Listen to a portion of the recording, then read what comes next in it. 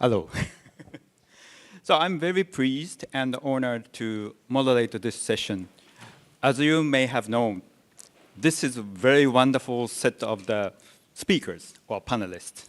We don't see this combination often. So we would like to take this opportunity very seriously.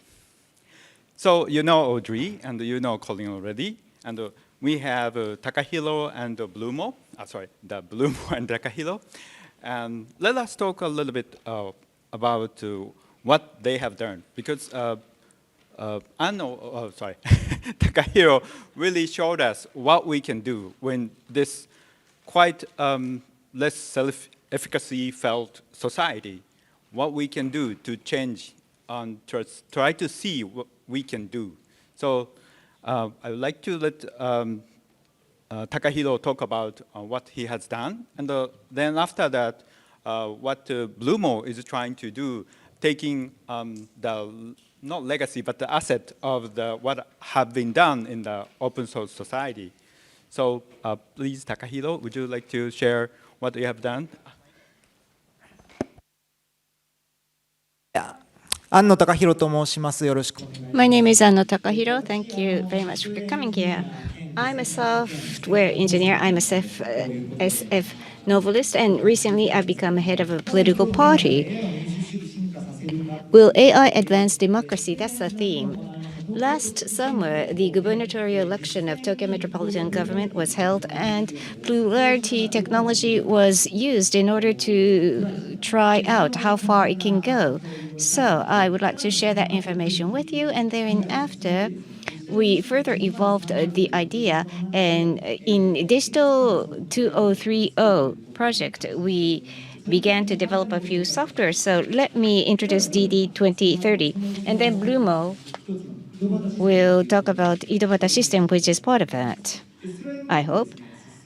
Could we go to the next slide and go to the slide I created, which is approximately 4 pages ahead? Thank you. This is it. First, let me talk about the gubernatorial election last year. Broad listening, which was taken up, that was a very important concept for us because unilaterally, the candidates just broadcasted their ideas. But people think about different things, and they wanted to listen to their views in order to further improve their message. We tried that out. So what did we do specifically? We used these 3 pieces of technology. One is Talk to the City. Many people created texts. They uploaded their comments. And we tried to give a large overview through this mapping process to the Anno camp. What kind of criticism was there? What kind of agreement was there?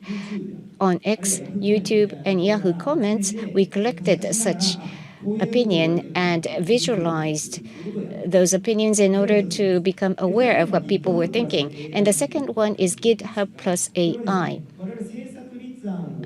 We propose policies, open source software. How do we make open source software? I think that was, we thought that it's important in policymaking. Open source software, people you've never seen, people you never talked to, will collaborate with each other in order to make things happen. That's the kind of system open software is. GitHub.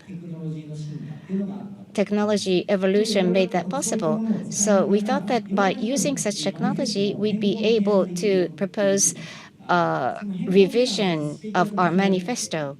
So we opened a page to propose amendments, and then 120 pull requests came about, and I judged whether we should be introducing those 120, and of the 120, 80 were merged, actually. In other words, in just a matter of 2 or 3 weeks, the manifesto was changed,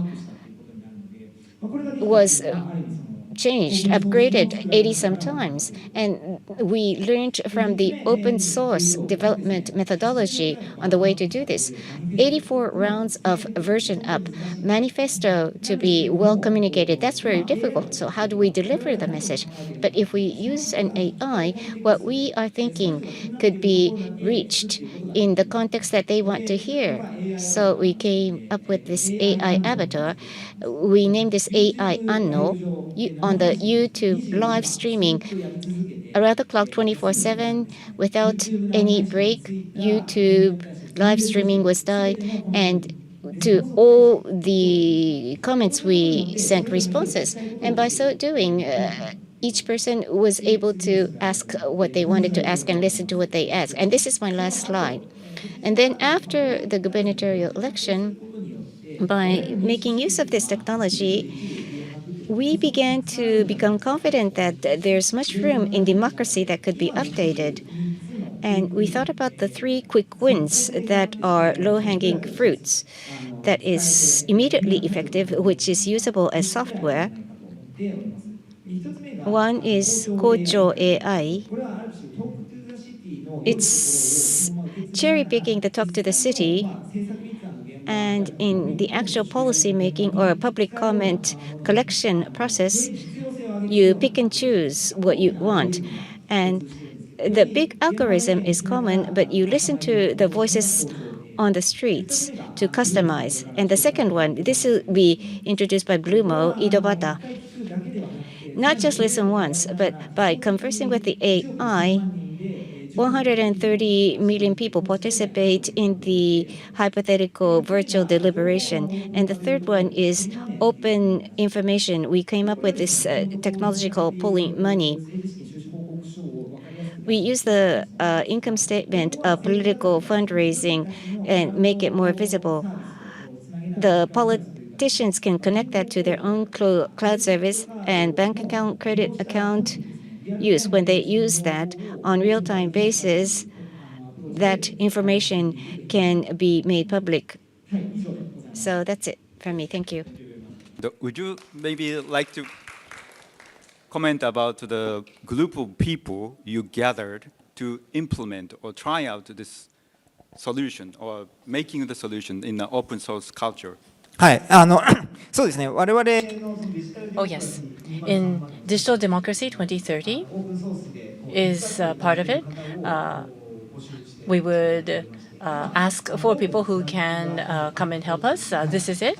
We have an open Slack, and many people, very many people, are contributing to build these softwares. There are a number of people that look familiar to me in the audience, 800 and 900 people on Slack.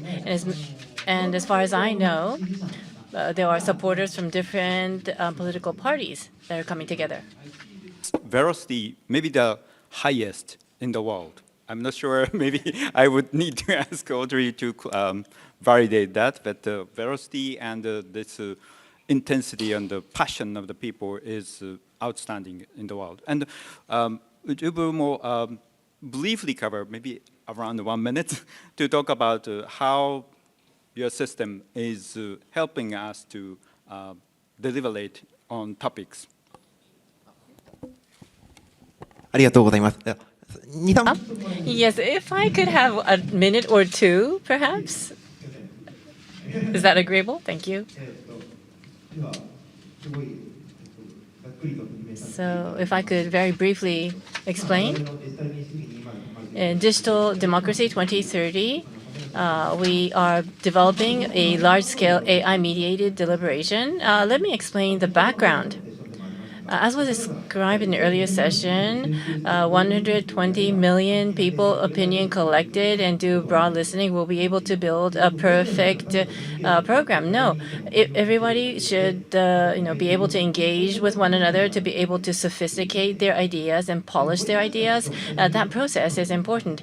And Suzukan sensei said in session 1 that deliberation has been attempted over the years. In 2025, today, there must be a new way of attempting to improve. That's why we're working on this. And let me explain the approach.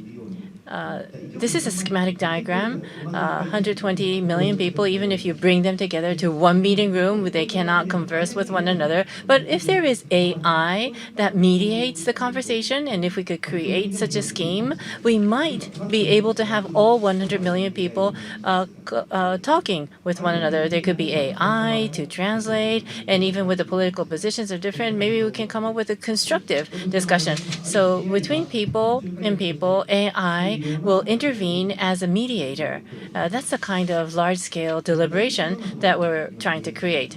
Let me elaborate.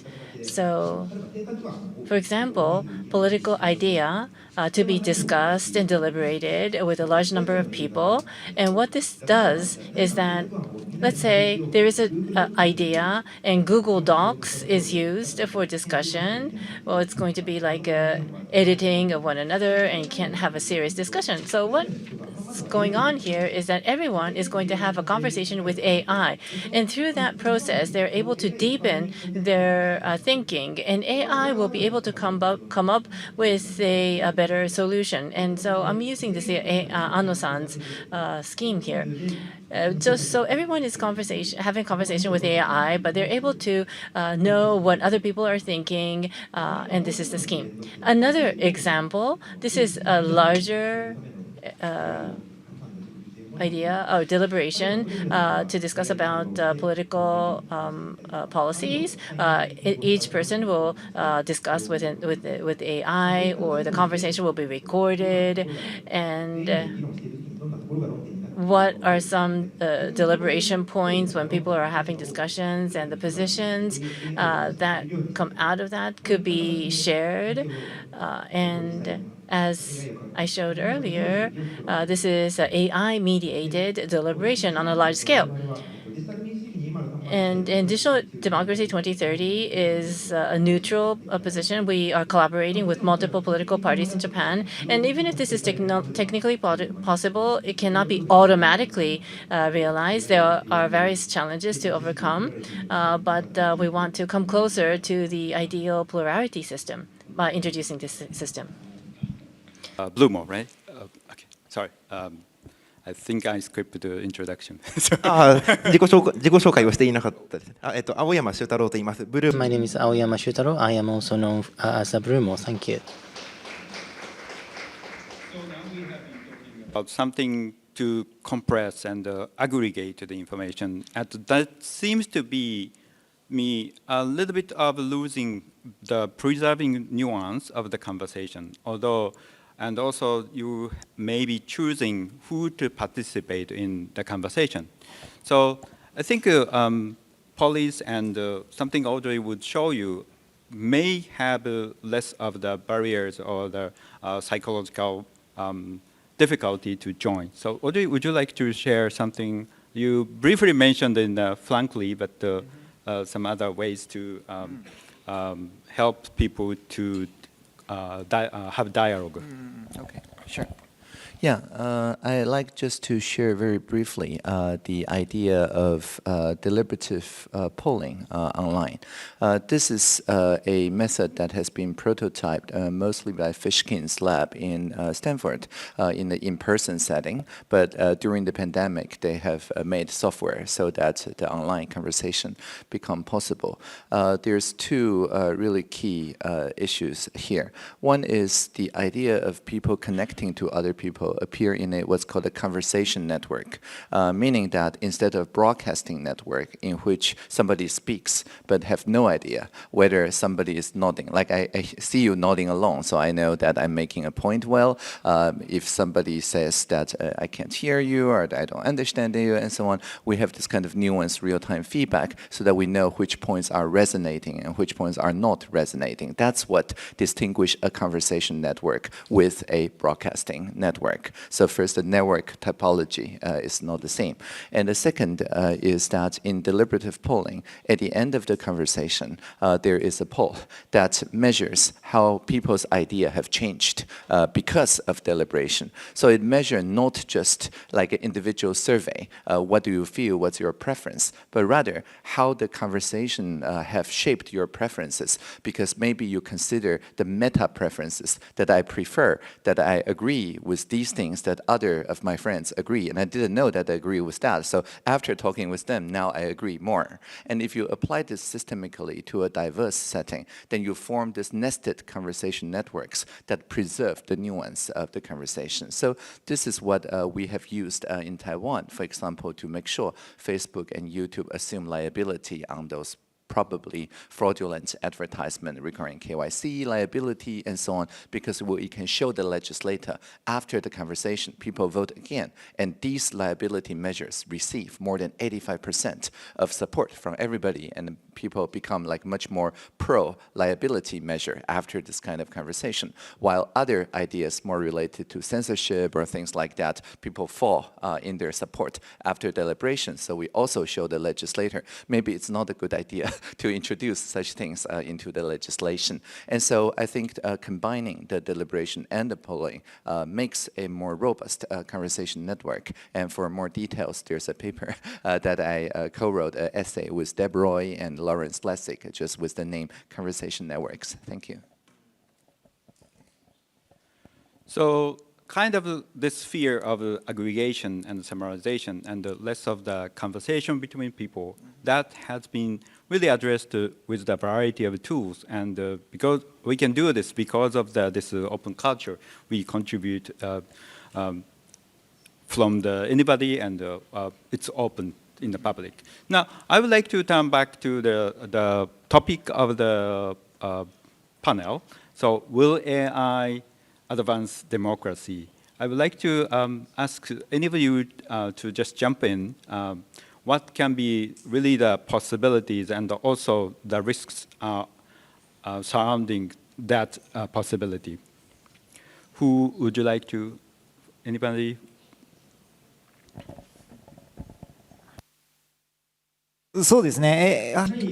Thank you. Let me give it a try. One area where I think AI has an impact is the evolution of deliberations, and it's something that we're trying out in the Idobata system. Different people discuss amongst each other, and based upon what other people are saying, your opinion may change. There's that possibility. In other words, in the first round, you answer, so that would be an expression of your answer. But then if you're asked back by the AI, why do you think so? Or maybe there's a fact checking that says, no, the basis of your answer is wrong. It's not a fact. So you could change your opinion. And if you wanted to do that seriously, it would have been prohibitively costly in the past. But if we use the current technology, we can do that asymmetrically. So it's more cost efficient, but there are risks because the AI that does the facilitation may manipulate the direction of the conversation, and there's more such room for the AI to manipulate the direction of the conversation. And I think that's an area where more care needs to be paid. And in a way, what kind of AI, what kind of logic is used in what kind of prompt? And I think using an open way would be one solution. May I add one point? Regarding the risk that was just mentioned, personally, what I think is most scary is even if you don't have a malicious intent, you could use it in a bad way. What I mean by that is, let's say we're building a deliberative system. You don't have a malicious intent to manipulate in a way that it is favorable for a particular party. That's bad. But in order to reduce the burden for operation, for example, in a particular phase, you want to consolidate the discussion, use AI for that purpose. That's reasonable and it's useful for operation. That I think approach is possible. But if you look at a different way, it might not be fair and it could be a dangerous manipulation. And that, I think, could be quite dangerous.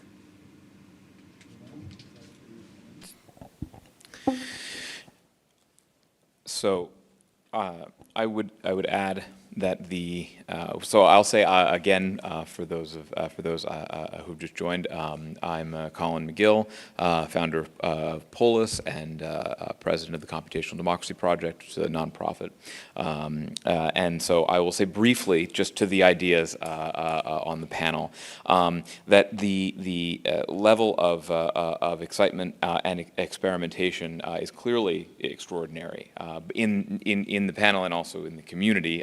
That is demonstrated by 900 people active in a Slack, beginning to contribute broadly to different experiments, and also to the ambition of in representative democracy. I think that the primary responsibility we have as technologists, is to figure out how new technologies can be applied, and to demonstrate through experimentation, through ambitious experimentation, how these technologies can come into accordance with the values of society, a proper representation of the public, and with democracy. And so I think that the experimentation we can see in even just in the various projects already described today, and even in this panel, go all the way from a direct interaction, over time, to small groups and across scales, and topics. In some cases, campaigning, and in some cases, policy making. And this demonstrates the range of potential opportunities for deliberative technology and for the very large surface area for artificial intelligence and democracy. So first, I would say that the opportunity is enormous, and I think that we should be careful about, of course, racing too fast with something that is unproven. But I think it is also the case that if we're actively experimenting, there's also a risk of not being bold enough in trying new things. And so I think that the presence of a large community and many conferences and things that bring people together and cause active discussion about the experimentation like this are exactly how we can gain that accordance between the values of democracy and representative democracy, and the technology itself, which is a broad and more philosophical answer. And so I'll end specifically also by saying that I think that to Polis specifically, perhaps, I would say that that the values I would say that I will point towards of where the large language model is situated in the system. So how do we attain the ideals of harmlessness? So we want these very powerful systems to do as much for us as they can, to make meaning and to help us interpret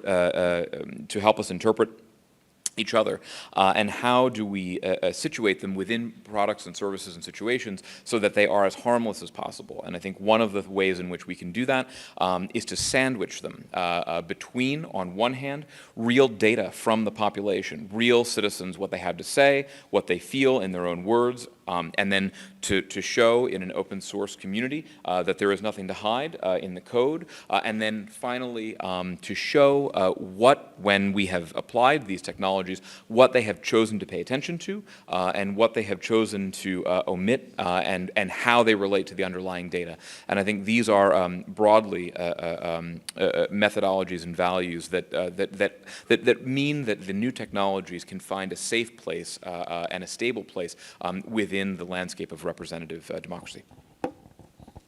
Thank you, Colin.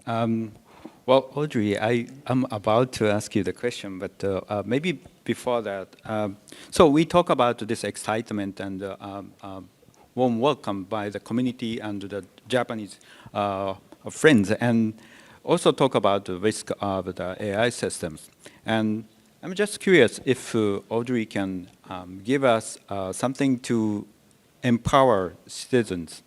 Now we had some questions and also discussion. In the discussions, we talked about maybe we don't have some clarity to vote, and maybe we don't have some knowledge about how much of our voices will be counted in the system. So would you like to talk about the agency of the people? In Japan, actually, we have quite low self-efficacy. So people think about how much power they have to change the system. It's only 18, 19, and in the new statistics with the different summation values, it has about 40%, but it's still, I think, a little bit low. So how AI advance democracy? I think participation is one of the very important things. If you can highlight some of the things they have been doing, and also for the future, what you see AI can help. Yeah, I think one of the ways we have seen AI already helping is precisely as Colin was saying, is in the summarization tasks. That is one of the very few cases where the AI does not feel the urge to hallucinate because all the output can be found in the input. If you are trying to generate some output that's not found in the input, you're asking it to be creative, generative, and so kind of forcing it to hallucinate. So if you use AI in only a summarizing way, you very quickly feel this kind of empowerment because even if it is just some very scattered thoughts by many people, AI is able to find this common topicalization, to find just the few right words that evoke the right feelings that, oh, we're actually talking about the same thing, not just those scattered topics. And you can also easily trace that using community-controlled AI, especially open source AI models, so you can also audit how that is done and also culturally align as well. So I would point to that as the main thing, a community-controlled AI used in summarization mode as the kind of low-hanging fruit. And if we do that with real human data, it also means that it strengthens the civic muscle, because often after a deliberation setting, I may remember some of the resonating points, but I don't actually know where they are coming from, because people only interpret the context in such a way that are adjacent to our original context. If it's too far, the difference too far, the gap too far, then we lose the ability to relate to the other context. But the summarizing AI can find a cultural metaphor to relate those different position and different value system in a way that they know that we can actually understand, build those conceptual bridges. So it strengthens the civic muscle. Contrast that with the individuals just talking to a social media bot or something like that. If I talk to Grok, not to single out Grok, but if I talk to Grok and you talk to Gemini or something, and then Grok and Gemini like representing us in our avatar, they go and deliberate and make a decision. It's like sending our robots to the gym to lift the weight for us. It's very impressive. They can lift a lot of weight, but at the end of the day, our muscle just go away. We don't build any civic muscle if we use AI in such a way, not a summarizing mode, not with real human data, but just letting them imagine our preferences, because there's no individual preference outside of a social context. So to capture that social context requires us to think of AI as assistive intelligence, not an authoritarian intelligence. Thank you. Anybody wants to add? Maybe we can address only one thing, then we move to a question. Oh, okay. Okay. We're eager for questions. Oh, yes, I see you are answering the question so many. Just a moment. Or maybe, can you address how AI can help agencies building civic muscle and maybe putting into the educational context? Would you? Educational context. Well, I mean, this kind of assisted deliberation is really, according to research, the strongest form of inoculation against the feeling of helplessness, of isolation, of polarization, and so on. After you truly understand people from different perspectives and see that there are, of course, the remaining division, but also things we can live with, and seeing them put into action, that by itself is extremely empowering. I don't know of any other experiences that are as empowering as this experience. And the great thing about such conversations is that because of this collective decision does not have to occur only at a state level or city level or things like that. In Taiwan, we made sure in our new curriculum to also ensure that the children and the teenagers, middle schooler, are included in the relationships of the deciding, for example, of when to go to school. They collectively started a petition to petition for going into school 1 hour in the future, not 1 hour earlier, because 1 more hour sleep actually gets you better grade than 1 more hour of study. It's very scientific. And it's a message Taiwanese and Japanese people especially need to know. And also because we very easily go into the night and lose sleep, study too hard. And also on the individual school level, the school configurations, the various different policies in the school are also including the children's conversations as well. So the more people do this kind of collective agenda setting on a local level, on the school level, on community level, the less likely that they feel that my vote doesn't matter, my agency doesn't matter, because in a smaller community of maybe 100 people where everybody knows everybody, certainly this kind of conversation can matter very immediately. So it's kind of low-hanging fruit for deliberation. I hope that I addressed this question. Thank you very much. Now I would like to move on to the Slido question. The highest number we got, can we get the help from the interpreter, or should I? The top one is the AI technology will be really scary for those who do not understand it very well. So it asks about the role of the government, but what any party can do to how AI will help our lives better. Who can help let them understand what AI can do and how they can help? Can I clarify, is it specifically, given that there is a change in technology, is it specifically what the government would do to? It is asking, what would be the government role? I think I should pass. Yeah.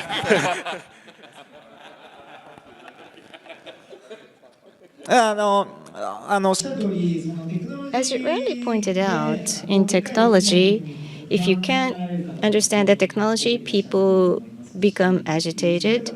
There are many people as such. So when there are so many people as such, how do we have them understand better? That's very important. From my experience as launching a startup, on the slide you show there are so many good things, but no matter how well you communicate, the potential clients don't buy in. Rather, if you show a prototype or if you have them use the beta version, then they may realize the small wins and these small ahs. And that's actually something even politicians can do. Interesting question which just came in. So this is to Audrey, and it says, what would be the high-hanging fruit? That's a great question.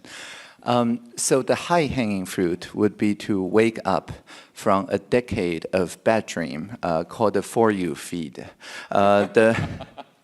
Okay, so let me explain.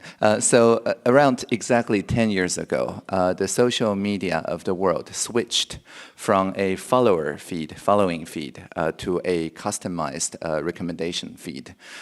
Prior to 2015, most of the social network let you follow people, and the latest posts of those people are shared. And many allow you to curate a feed, like with blogs and so on, and many can follow those fellow people's curation. So in a sense, it was a for us feed.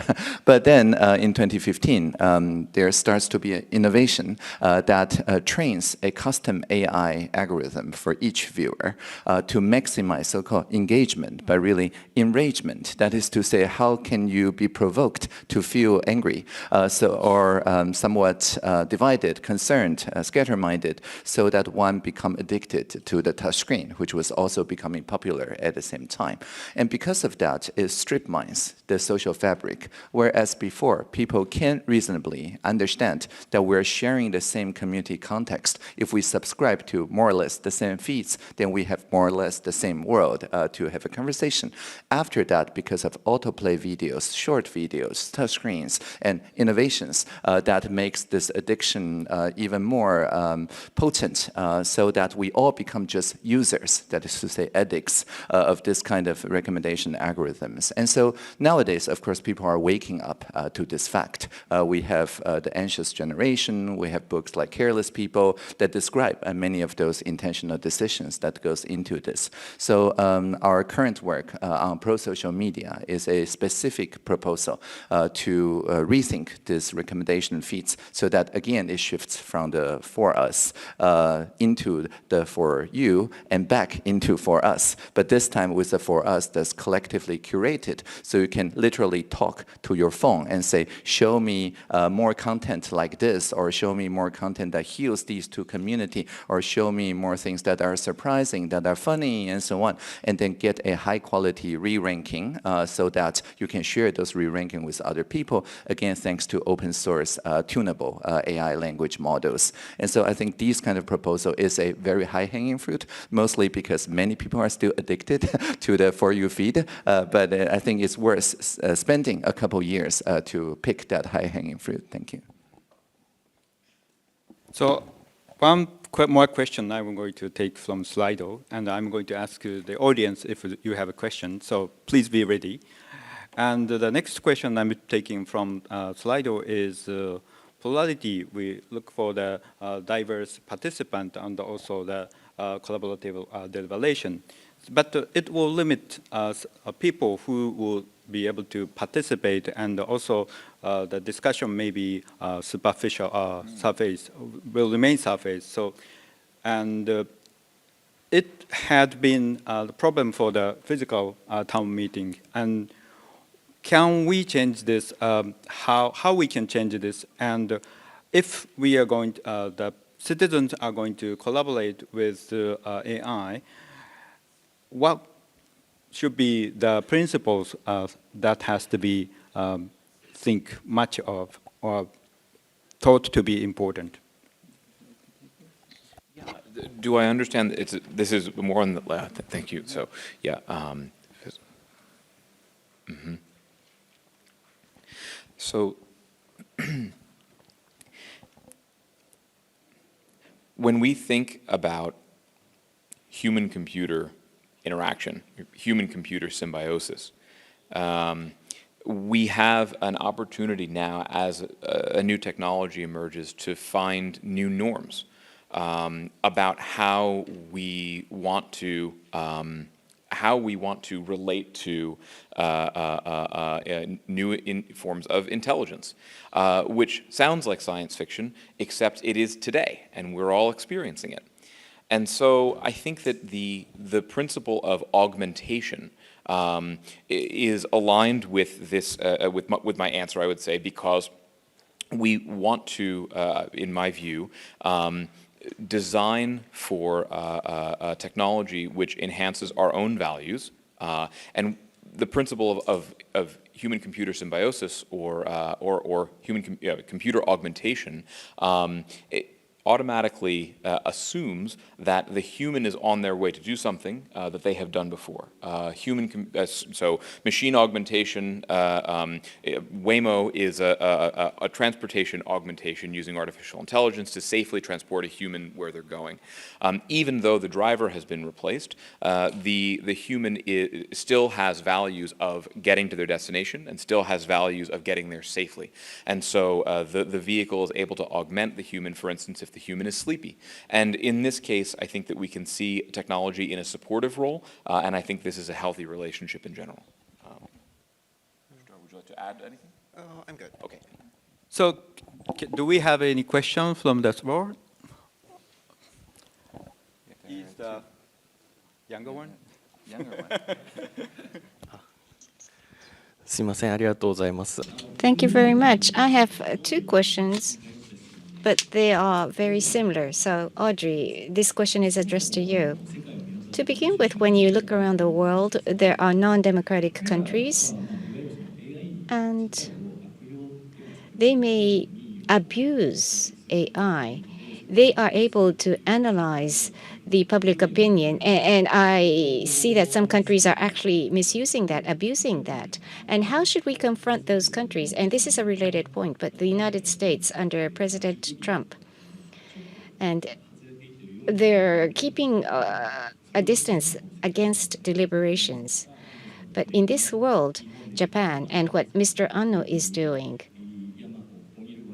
or what we ought to be doing in this context, what do you think about what we ought to be doing when we think about AI and evolution of democracy? Okay, I will take the first part of the question.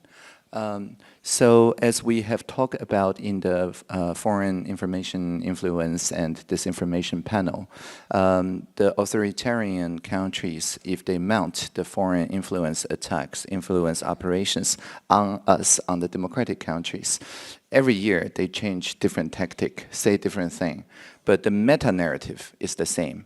It's just saying democracy never delivers. Democracy only leads to chaos. That's it. Democracy equals chaos. And then every year, they change a different theme. Maybe it's democracy leads to chaos for a pandemic. Only autocracies can do lockdown very well. Or if it's about the infodemic, then democracy only leads to polarization, and only the authoritarians can implement harmony, and so on and so forth. Right? So for us to counter this threat, it is not to become authoritarian ourselves. It's not to adopt censorship, the top-down, lockdown, takedown controls ourselves, but rather to show that even if we preserve diversity and foster diversity, the difference here is actually an energy source to co-create even better solutions outside of the local optimum that the authoritarians impose on their people. So to look beyond the local optimum offered by the authoritarian options, I think that is should be our go-to way to pre-bunk against that meta-narrative that says democracy never delivers. We should say democracy doesn't deliver the same way as autocracies do, but democracy let us co-create and discover better ways to deliver in a way that does not take away the diversity, but rather see it as a strength. Thank you. May I just seconds to check double time? May I just check the time? How much time do we have? So we are going to close. So maybe 10 words or fewer. Any closing remarks? Closing comments? クロージングコメント。はい。 Closing comments? Well, Audrey, Colin, I'm so grateful that I was able to speak with you. Thank you. Same for me. Thank you. In this panel discussion, I think I am one of the younger, so I hope there is sustainability in the digital democracy in Japan. To have been included and humbled to speak with all of you, and truly grateful to have been able to participate at a moment of clearly a moment of great excitement and innovation in Japanese technology. Yeah. And let's free the future together. Thank you.